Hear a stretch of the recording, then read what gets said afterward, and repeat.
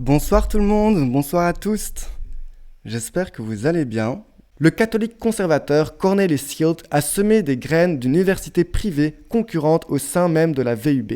Lux Mundi lancera un programme alternatif et élitiste dans un ancien monastère l'année prochaine. Cette nouvelle institution catholique de droite peut compter sur le soutien de milieux réactionnaires en Flandre et dans le monde entier. Vous pensiez que le communisme avait disparu ? Eh bien non, il est bel et bien vivant en Occident. 99% de mes collègues en sciences humaines, donc en philosophie, en histoire, en littérature anglaise, sont socialistes, voire pire, avait déclaré donc Cornelis Hirt à Varsovie lors de cette conférence. Une sorte de nébuleuse d'extrême droite qui s'installe à la VUB, et pas seulement à la VUB, on en avait déjà parlé de certains professeurs d'extrême droite qui s'immiscent à l'université de Gand, je ne sais pas si vous vous souvenez de ça. Mais du coup, ici, ça part de la VUB, et il y a donc un professeur d'extrême droite qui s'est infiltré dans la VUB, qui commence à mettre des prémices pour créer sa propre université. En fait, il y a l'idée de vouloir faire une université indépendante, élitaire, qui s'appellerait Lux Mundi. Je ne sais pas si on voit le logo ici. Voilà, ici, vous voyez peut-être... Ici, ceci, Lux Mundi, c'est donc la future potentielle université qu'il y aura à Bruxelles. Pourquoi c'est un problème ? Parce qu'on pourrait dire, voilà, ça seront 40 élèves par an, c'est pas beaucoup, est-ce qu'on s'en fout pas un peu de ça ? Non, parce que ça donne du crédit, en fait. Si cette organisation, si cette université peut exister, ça donne du crédit et un poids à leurs idées, et ça valide leur théorie parce qu'ils ont un statut, du coup, ils sont professeurs d'université. Même si c'est une université privée, quand ils seront présentés dans les médias, ils seront présentés comme professeurs d'université et pas comme professeurs d'université privée d'extrême droite. Ça sera présenté comme ça dans les médias, ou peut-être au début, mais au fil de la normalisation, ça sera de plus en plus normalisé. Et en plus de leur donner du crédit, ça forme aussi... du coup, 40 jeunes par an à des discours d'extrême droite, à du lobbying d'extrême droite, à des réseaux aussi d'extrême droite, parce que comme on va le voir, ce professeur Cornelis Hirt à la VUB est en lien avec plusieurs réseaux d'extrême droite en Europe, notamment en lien avec le MCC qui est une organisation hongroise proche du président Orbán, le président d'extrême droite au pouvoir depuis des années en Hongrie. Le catholique conservateur Cornelis Hilt a semé des graines d'une université privée concurrente au sein même de la VUB. Lux Mundi lancera un programme alternatif et élitiste dans un ancien monastère l'année prochaine. Cette nouvelle institution catholique de droite peut compter sur le soutien de milieux réactionnaires en Flandre et dans le monde entier. Le 2 juin 2025, des experts en éducation conservatrice se réunissaient au club Stańczyk, au lieu de la droite polonaise à Varsovie, pour la conférence Réhabiliter l'éducation classique, organisée par l'Institut Ordo Louris, fervent catholique et connu pour son opposition au droit à l'avortement. Et aussi, comme je disais dans l'introduction, le MCC, le Matthias Corvinus Collegium, une université privée hongroise dirigée par le directeur politique du parti Fidesz de Viktor Orbán. Le MCC a pour mission de former une élite conservatrice capable de poursuivre l'œuvre du Premier ministre hongrois Viktor Orbán. Outre de nombreux membres du MCC et d'Ordo Louris, la Heritage Foundation était également présente. Ce think tank américain, réputé pour son conservatisme et son controversé projet 2025, a préparé la seconde élection de Donald Trump. Le professeur néerlandais Cornelis Hirt de l'université VUB à Bruxelles et membre du groupe de recherche Centrum Leo Apostol était également présent.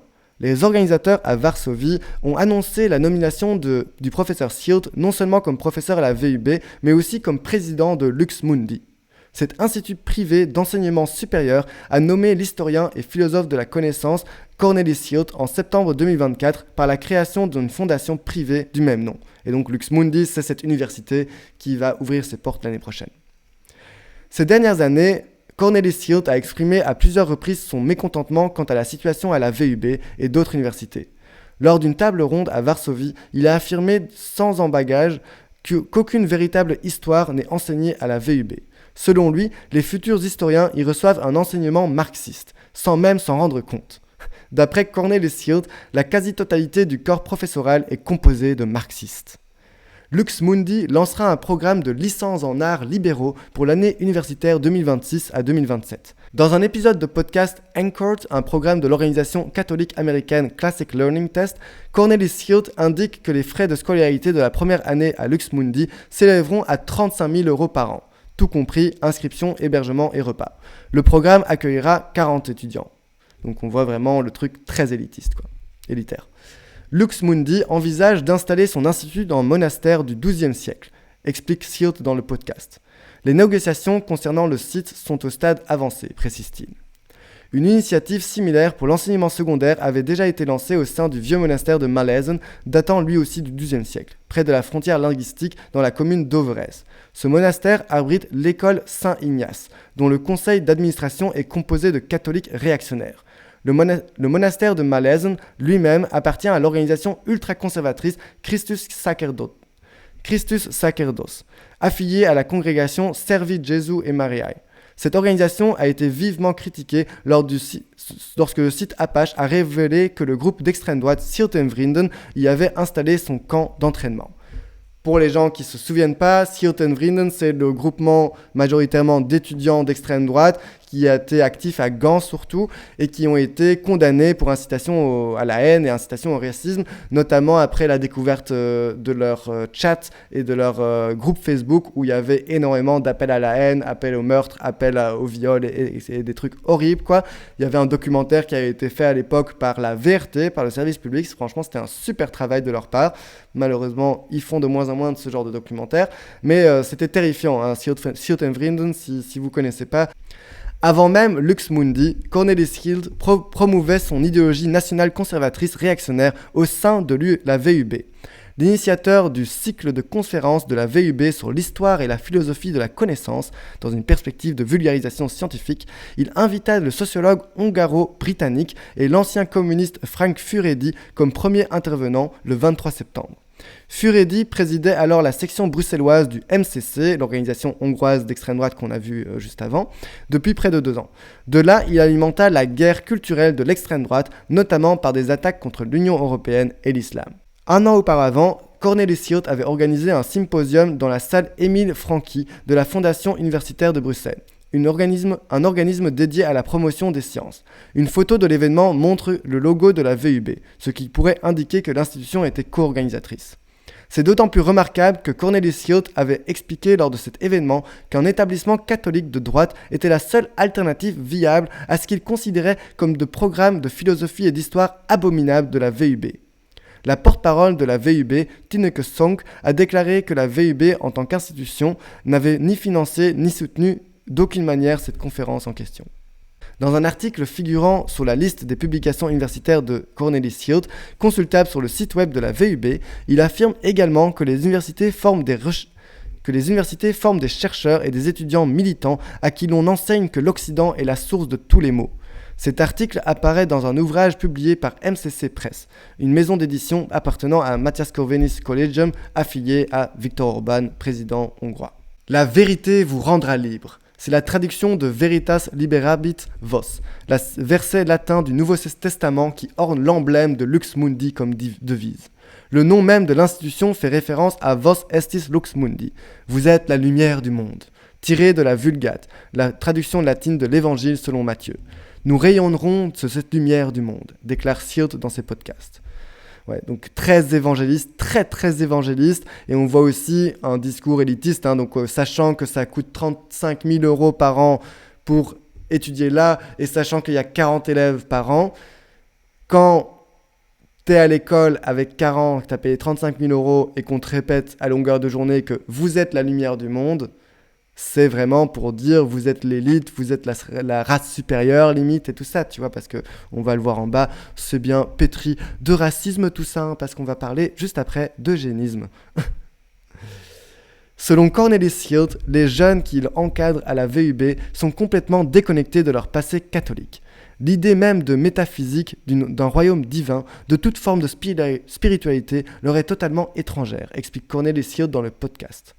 Lux Mundi fondera donc son institution sur les valeurs catholiques et plus particulièrement sur les 7 vertus de la tradition catholique.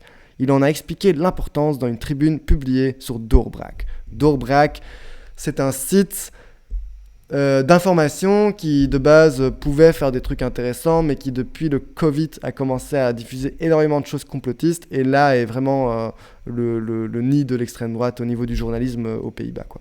Cornelis Hirt attend de ses élèves à Lux Mundi qu'ils respectent la tradition catholique. La messe sera célébrée quotidiennement, mais seule la messe du dimanche sera obligatoire. Il y aura toutefois une certaine pression sociale pour assister à la messe quotidienne, dit-il. Super. Cornelis Hirt lui-même a compris que sa vocation était ailleurs. Son éveil spirituel lui a fait prendre conscience de la nécessité d'une nouvelle forme d'enseignement universitaire, qui est devenue Lux Mundi. Le fait que Hirt ne soit pas catholique de naissance le rapproche des conservateurs intransigeants de l'extrême droite européenne et américaine, à l'instar de l'influenceuse et ancienne femme politique Eva Vlaarderingerbroek, qui voit le salut dans les conversions au catholicisme. Plus largement, il rejoint le groupe croissant de pessimistes culturels qui observent avec consternation la pression exercée sur l'Occident par l'immigration, les militants woke et la gauche et les idéologues de genre. Il est remarquable que Cornelis Hirt utilise sa chaise à la VUB pour s'attaquer et remettre en question les idéaux de son institution. Pourquoi la VUB ouvre-t-elle ses portes à des idéaux réactionnaires diamétralement opposés à ses valeurs, alors que cette même université, sous la direction de la regrettée rectrice Caroline Pauwens, mettait encore pleinement l'accent sur les valeurs progressistes. La porte-parole de la VUB, Tineke Song, a déclaré que l'université suivait de près les annonces concernant l'Institut Lux Mundi afin de déterminer si une participation active à cet institut est compatible avec le mandat de son université. L'université est en discussion à ce sujet avec le professeur Hirt. Le conseil académique qui approuve les nominations financées par la bourse européenne après consultation du corps professoral et sur avis du conseil de la recherche a-t-il cédé aux pressions exercées sur Cornelis Hirt qui a perçu près de 1,5 million d'euros de l'Union européenne. Toute personne bénéficiant d'une bourse de l'Union européenne apporte des sommes considérables et il est notoire que la VUB a besoin de financement, a confié une source interne de la VUB à Apache. Un scénario similaire s'est produit au département de philosophie de l'université de Gand, où le philosophe néerlandais Bouke de Vries a obtenu une bourse de démarrage du Conseil européen de la recherche et à consternation de nombreux de ses collègues, il a été découvert par la suite qu'il introduisait des théories racistes dans les cours et ses publications. L'activiste d'extrême droite Craig Wiley, qui a également participé à la conférence NatCon de Bruxelles en 2024, est l'un des doctorants de Bouke de Vries à l'université de Gand. Et ça, on en avait parlé il y a quelques mois, je ne sais pas si vous vous souvenez, mais donc Bouke de Vries et Craig Wiley, c'est les deux professeurs qui prônent notamment l'eugénisme qui est la théorie raciste comme quoi il y a des bons gènes et des mauvais gènes et comme quoi on peut déterminer avec les gènes de faire des parfaits petits blancs, des parfaits petits ariens, hein, ça vient c'est plus ancien que le nazisme, hein, l'eugénisme, mais c'est vraiment des théories racistes sur base de la génétique, donc essayer de prouver leur racisme par la génétique, ce qui est totalement des fausses théories, c'est totalement prouvé que c'est faux, que ça se base sur aucune recherche et tout ça. Mais ça ne les empêche pas d'utiliser du coup des théories qui sont scientifiques, avec une connotation scientifique et avec du coup des mots un peu compliqués pour venir justifier leur racisme et leur position anti-immigration et antidémocratique, quoi. Mais donc on voit comment un peu de partout, parce que comme je mentionnais, il y avait aussi le projet Périclès de Pierre-Édouard Sterrin, donc un peu de partout, l'extrême droite, là où ils ont du pouvoir ou là où ils ont de l'argent, ils viennent utiliser ce pouvoir et cet argent pour mettre au pouvoir l'extrême droite partout en Europe, quoi. Lors de la présentation de son institut, il y a plus d'un an, 2 autres philosophes ont appuyé le discours critique de Cornelis Hirt sur le fonctionnement des universités en Belgique. Le philosophe Andreas de Blok, affilié à l'université KU Leuven, donc de Louvain, a réitéré ses affirmations selon lesquelles les universitaires de gauche sont surreprésentés dans les universités et que les universitaires conservateurs quittent progressivement le monde académique, voire en sont contraints de partir. Michael Bauwens siège au conseil consultatif de Lux Mundi. Il a été président de Sint Ignatius de 2017 à 2020, donc c'est l'école conservatrice évangéliste là. Après avoir succédé à l'ancien président de KVAV, Wouter Jan Bon, fils du ministre fédéral des Finances Jan Bon de la NVA. KVAV, c'est une organisation catholique nationaliste flamande qui est très très proche des anciens miliciens d'extrême droite, qui a aussi une histoire collaborationniste et tout ça. Je pense que j'en ai fait des vidéos sur YouTube, si ça vous intéresse, allez les voir. Et sinon, je pense qu'on en reparlera assez souvent. La virulence des idées de Bowens est manifeste. Durant la même période 2019 à 2020, il a brièvement présidé Provita, Gezin and Leven, famille et vie. L'organisation avec ce nom-là, ça pue la merde. Si ton organisation s'appelle Famille et Vie, ça pue la merde, ça pue la merde. C'est une organisation qui milite depuis des décennies contre le droit de l'avortement. Tiens. Et Bowens travaille actuellement à l'université d'Anvers et à la faculté de la théologie évangélique de Louvain. Des textes publiés sur son site web indiquent que Bowens, aux positions réactionnaires, examine attentivement les activités de Lux Mundi. Diverses publications sur les réseaux sociaux suggèrent que Cornelis Hirt partage les opinions radicales de Bowens. On voit aussi là, il y a des mentions de Anvers, de Leuven, on va parler plus tard de Gand, et là on parle de la VUB, donc vraiment on voit il y a une sorte de nébuleuse universitaire en Flandre qui est en train de se former, d'extrême droite, qui est en train de se former autour des universités flamandes, et qui là donc ont un nouveau projet de créer une université privée pour leur petite élite qui payerait 35 000 € par an. Famille et vie, mais ouais, vraiment le red flag, quoi, vraiment le nom le plus red flag que j'avais vu depuis longtemps. Des autres noms figurant au conseil consultatif révèlent que dans quel milieu réactionnaire national-conservateur Cornelis Hirt s'oriente. Matthias Storm, membre du conseil de la NVA, qui est intervenu à la NatCom aussi en 2020 et qui était présent en 2024 à la NatCom, en fait partie également. De même, David Engels, ancien professeur de l'ULB et spécialiste très catholique de l'histoire classique, convaincu que l'Occident, à l'instar de l'ancien empire romain, est voué au déclin. David Engels est encore plus radical que Cornelis Hirt. Jusqu'à l'année dernière, il était directeur de recherche du MCC à Bruxelles et est affilié à l'Institut catholique d'études supérieures, une université catholique d'extrême droite controversée en Vendée, en France. Stormer et Engels sont tous deux membres du KAV Lovania, un club étudiant ultra-catholique qui privilégie la tradition et la foi catholique et qui exige à ses membres qu'ils adhèrent aux valeurs et aux traditions conservatrices. Pardon, c'est beaucoup de mots, c'est beaucoup petit d'organisations un peu partout dans le monde, mais ça montre à quel point l'extrême droite est organisée, à quel point l'extrême droite se soutient à travers les pays, et donc il ne faut pas retenir tous ces noms, c'est un peu compliqué, mais ce qu'il faut retenir, c'est vraiment qu'il y a des financements qui viennent d'un peu partout, des soutiens qui viennent d'un peu partout en Europe, vers des extrêmes droites en Belgique, et c'est ça qui fait que ça prolifère de plus en plus dans nos universités, mais aussi dans nos médias et tout ça. Ah ben voilà, il manquait plus que les Vendéens dans l'histoire, c'est clair. La politicologue polonaise Monika Gabriela Bartoszewicz est membre du conseil consultatif et expose la vision éducative de Lux Mundi sur son site web. Le programme scolaire plonge les élèves au cœur des textes fondamentaux qui ont façonné la société occidentale. De l'Iliade de Homère à la République de Platon, de la Divine Comédie de Dante à l'origine des espèces de Darwin. Une part importante du temps a également consacré à la Bible en raison de son influence inégalée sur la pensée occidentale. Cet idéal d'éducation classique repose sur un corpus d'œuvres d'un groupe restreint de penseurs et d'écrivains blancs. D'après le podcast Anchored, Cornelis Hirt semble assez confiant quant à la conservation de son poste de membre du corps professoral de la VUB. Selon lui, les universitaires conservateurs ne doivent pas espérer une grande ascension sociale en Europe libérale, mais une fois en poste, il est difficile de le perdre.